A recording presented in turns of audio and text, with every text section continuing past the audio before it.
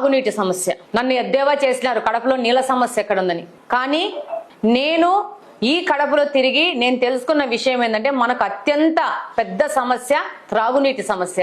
మనకు పక్కనే పెన్నా పోతా ఉంది, కానీ మన ప్రజలకు కావాల్సినంత నీళ్లు మనకు అందుబాటులో లేవు, అరేంజ్మెంట్స్ లేవు. అప్పుడెప్పుడో 70-80 సంవత్సరాల ముందు చేసిన బ్రిటిషర్స్ కాలంలో చేసిన అప్పుడున్న ప్రజలకు చేసిన అరేంజ్మెంట్స్ ఇప్పటికీ కొనసాగుతున్నాయి. అవే పంపులు, అవే బోర్లు, అవే రూట్స్, అవే దాంతోనే జరుగుతుంది. దీనివల్ల సమ్మర్ వచ్చేసరికి ప్రజలందరూ చాలా ఇబ్బంది పడుతున్నారు. ప్లస్ ఈ పైప్ లైన్స్ కూడా చాలా పాత పడిపోయిన పైప్ లైన్స్, లీకేజెస్, మురికి నీళ్లు దాంట్లోకి రావడం కానీ ఒక మహిళగా ఒక తల్లిగా నన్ను చాలా కలిసివేసింది. అందుకనే అసెంబ్లీలో అన్ని పర్యాయాలు నేను ఈ మంచినీటి సమస్యను రాష్ట్రం మొత్తం వినపడేటట్లు మాట్లాడడం జరిగింది. ప్రతి ఒక్కరూ కడపలో మంచినీళ్ళ సమస్య ఉంది అని తెలుసుకోవడం జరిగింది. అలాగనే మహానాడు మీటింగ్ లో కూడా చంద్రబాబు నాయుడు గారి దృష్టికి తీసుకెళ్లి మహానాడు ప్రకారం మాకు ఈ హెల్ప్ చేయండి, మా కడపకు నీళ్లు లేవు అని చెప్పేసి గొంతెత్తి రాష్ట్రం మొత్తం వినపడే విధంగా చెప్పడం జరిగింది. అందులో భాగంగానే ఈరోజు 800 కోట్లతో బ్రహ్మసాగర్ నుంచి గ్రావిటీ పైప్ లైన్ టెండర్ ప్రక్రియ పిలవడం జరిగింది. ప్రక్రియ పూర్తవడం జరిగింది.